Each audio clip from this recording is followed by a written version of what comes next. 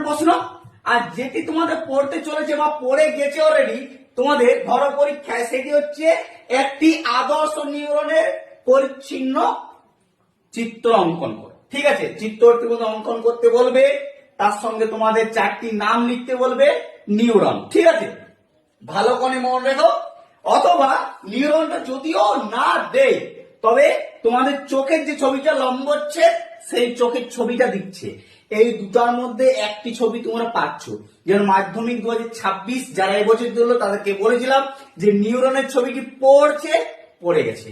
তেমনি তোমাদের যতগুলি সাজেশন দিচ্ছি প্রতিটা সাজেশন মিলবে, 100% গ্যারেন্টি।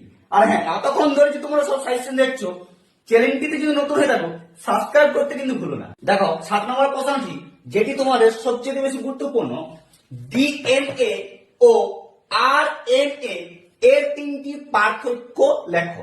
ঠিক আছে, অথবা তার সঙ্গে অ্যাড করে দিতে পারে বিনাইন টিউমার বলতে কি বোঝো। ঠিক আছে, এই প্রশ্নটি মোস্ট ইম্পর্টেন্ট প্রশ্ন, তোমরা ভালো করে প্র্যাকটিস করতে পারো, প্রথম ইন্টারেস্টে আসার জন্য অনেক চান্স আছে। ঠিক আছে, 8 নম্বর প্রশ্ন হচ্ছে, যেটি তোমাদের প্রায় স্কুলে বা প্রতিটা কোশ্চেন পেপারে দিয়ে থাকে, সেটা হচ্ছে ডায়াবেটিস মিলিটাস ও ডায়াবেটিস